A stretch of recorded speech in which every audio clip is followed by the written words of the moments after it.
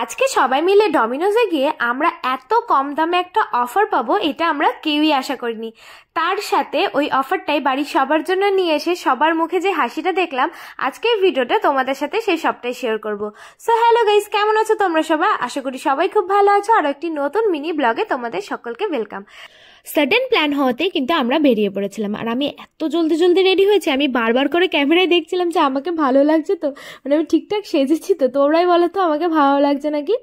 তারপরে কিন্তু আমরা টোটো করে সোজা চলে এসেছিলাম ডমিনোজের এখানে। আর আমরা সন্ধ্যাবেলা এসে পৌঁছেছিলাম, ওই বিকাল বিকাল টাইমে বেরিয়েছিলাম, আস্তে আস্তে সন্ধ্যা হয়ে গেছিলো। আর এসেই দেখে একটা লোকও ছিল না। আমার তো প্রচণ্ড লজ্জা লাগছিল। আমি তো বৌদিকে বলছিলাম যে বৌদি মনে হয় আমরা এটা সন্ধ্যাবেলা ফার্স্ট ওপেন করবো।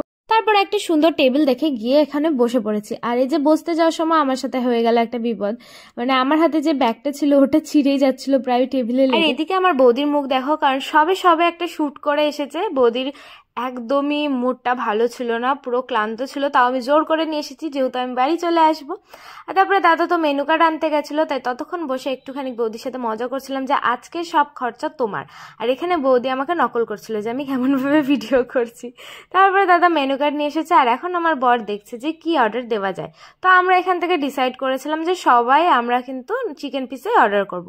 বাট যখন অর্ডার করতে গেছে তখন কিন্তু আর একটা যে কম্বোটা ছিল, যে অফারটা ছিল, সেটা আমাদের চোখে পড়েছিল। তাই আমরা ওটা ক্যান্সেল করে কিন্তু আবার এটা অর্ডার করেছি। আর এই কম্বোটার দাম নিয়েছিল কিন্তু 120 টাকা, কারণ 99 ছিল যদি এই চকো বলস না কি বলে ওটা যদি আমরা না নিতাম। আর ওটা নেওয়ার জন্য কিন্তু 20 টাকা দিতে হয়েছে, মোট 120 টাকা। এর সাথে কিন্তু পেপসিও ছিল, যেটা আমার মনে ছিল না। আর আগেই কিন্তু আমি ছবি তোলার জন্য ব্যস্ত হয়ে গেছিলাম যে কতক্ষণে ছবি তুলবো। তারপরে আমার বোনদের কথাও মনে পড়লো যে ওরা যদি আবার ভিডিওটা দেখে ওরা আবার বায়না করবে যে আমাদেরকে একদিন নিয়ে যাবি। বাট সব সময় তো ওদের পড়া থাকে, নিয়ে আসা তো যায় না। তাই কিন্তু আরো দুটো অর্ডার করে দেওয়া হয়েছিল, একটা দাদার ভাইয়ের জন্য আর একটা আমার বোনদের জন্য। যাই হোক, তারপর আমরা ছবি টবি তুললাম। আর এখানে আমি তো আগেই ছবি তুলে নিয়েছিলাম পেপসিটা আসার আগে। তারপরে পেপসি আসার পরে যখন আমি ছবি তুলবো ততক্ষণে সবার অলরেডি খাওয়া স্টার্ট হয়ে গেছে। আমি আর বলতেই পারিনি, মানে আমাদের হয়তো মেয়েদের এটাই স্বভাব, কোনো খাবার সামনে আসলে আগে ছবি তুলে স্ট্যাটাস দিতে হবে। আমরা কিন্তু অনেকক্ষণই বসে অপেক্ষা করছিলাম, কারণ আমাদের খাবারটা একদম গরম গরম সার্ভ করা হয়েছিল, পুরো বানালো। তারপরে আমি ওখানে না শুনেছিলাম যে ভিডিও করতে পারবো আমি, তো আমাকে বললো যে না, বানানোর ভিডিওটা করতে পারবে না, কিন্তু চাইলে তোমরা দাঁড়িয়ে দাঁড়িয়ে দেখতে পারো।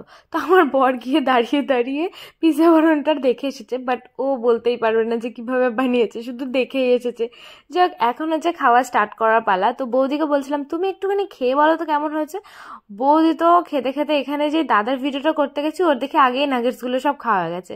আর এদিকে আমার বর যে সসটা ঢালছে দেখো, মানে ওর থেকে ঢিলামি সস মনে আর কেউ ঢালেনি, মানে এত আস্তে আস্তে ও সসটা ঢালছে।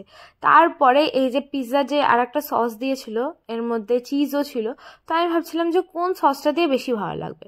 তো আমি দুরকমই সস নিয়েছিলাম। তো সবাই আমাকে বললো দেখ, নর্মাল সসের থেকে বেশি যে সসটা আমাদেরকে দিয়েছে ওটা দিয়েই খেতে বেশি টেস্ট লাগছে। তো আমি দুটোভাবেই ট্রাই করেছি, সত্যি ওই যে সসটা দিয়েছিল ওটা দিয়েই খেতে বেশি ভালো লাগছিল। তারপরেই আমি একটুখানি পেপসি খাওয়া স্টার্ট করে দিয়েছি, কারণ বারবার ওই গরম জিনিস খেতে খেতে আমার খুব জল তৃষ্ণা পাচ্ছিল। এর জন্য আমি বারবার করে পেপসিটা দিয়ে গলাটা ভিজিয়ে নিচ্ছিলাম। আমার এখানে নাগেটস খাওয়া পুরো কমপ্লিট, মোট 3টে দিয়েছিল আর প্রচণ্ডই গরম ছিল। আমি তো ভেতরে দেখছিলাম যে কি দিয়ে বানিয়েছে, বাট আমি বুঝতেই পারিনি কি দিয়ে বানিয়েছে, নাহলে আমি একদিন বাড়িতে ট্রাই করতাম। তারপরে এখন আমি পিৎজাটা খাবো, কারণ প্রচণ্ড ঠান্ডা হয়ে যাচ্ছিলো সবার ভিডিও করতে করতে। তাই আমি ওপর দিয়ে একটু চিলি ফ্লেক্স আর অরিগানো ছিটিয়ে নিয়েছি, যেটা আমার বর একদমই করে না, কারণ ওর নাকি চিলি ফ্লেক্স আর অরিগানো ভালো লাগে না। তোমাদের আমি দুদিন আগেকার ভিডিওতেই বলেছি। তো আমি যখন পিৎজাটা খাচ্ছিলাম আমার বেশ ভালো লাগছিল।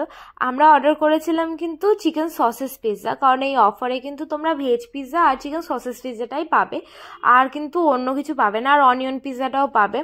তাই কি করবো, এই চিকেন সসেস পিৎজাটাই অর্ডার করলাম। যদি অফারটা না থাকতো তাহলে আমরা নর্মাল এমনি পিৎজা অর্ডার করতাম মিডিয়াম সাইজের, বাট এটা রেগুলার সাইজের ছিল, যেটা আমরা তার জন্য 4টে অর্ডার করেছিলাম। আমি খুব একটা বেশি পিৎজা লাভার নই, আমার ভালো লাগে না, কিন্তু ডমিনোজের পিৎজা হলে আমি আবার খেয়ে নিই।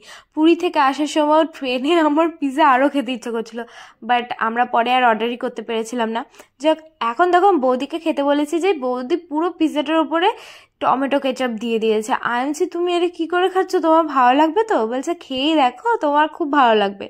তারপরে আমিও বৌদির ট্রিক অনুযায়ী কিন্তু এই যে শক্ত পাশটা থাকে না, ওটা আমি আমার বরকে দিয়ে দিই, নাহলে ফেলে দিই। মানে কি বলবো, আমার মতো কে কে ওটা ফেলে দাও তাহলে কমেন্টে জানিও। তো আমি ওটা ফেলে না দিয়ে ওই সসটার সাথেই ডিপ করে খাচ্ছিলাম, বেশ ভালো লাগছিল। একটা নতুন ট্রিক আমি বৌদির কাছ থেকে পেয়ে গেছি। আমরা খেতে খেতে গল্প করতে করতে আমাদের পিৎজায় ঠান্ডা হয়ে গেছিলো, আর এদিকে আমি ভাবছিলাম যে বোনদের জন্য তো আমি অত দূর নিয়ে যাব, পুরো ঠান্ডা হয়ে যাবে, তাহলে ওরা কি করে খাবে? মানে বাড়িতে তো মাইক্রোওভেনও নেই যে গরম করব। যাই হোক, সেই ভেবেও ওদেরও তো খেতে ইচ্ছা করে, ঠান্ডাটাই খেয়ে নেবে ভেবে আমি নিয়েছি। আর এদিকে আমি আমার বরকে বলছিলাম যে তুমি আমার পিৎজাটা খাবে, আমি আর খেতে পারছি না। ও তো এক লাফে পুরো হ্যাঁ রাজি। এদিকে দাদাও বলছে তুই একবার খালি না বল, একবার খালি না বল। আমি তো না বলিনি, আমার পেট ভরে গেছিলো, তাও আমি 2টো স্লাইস অনেক কষ্টে খেয়েছি, কারণ এই পিৎজার ভাগ আমি কাউকে দিতে চাই না। তারপরে পিৎজাটা খাওয়া কমপ্লিট হওয়ার পরে এখনও কিন্তু এই চকো বলসটা না কি ছিল, এটা পুরো গরম ছিল একদম, আর খেতে পুরো বাউলির মতো।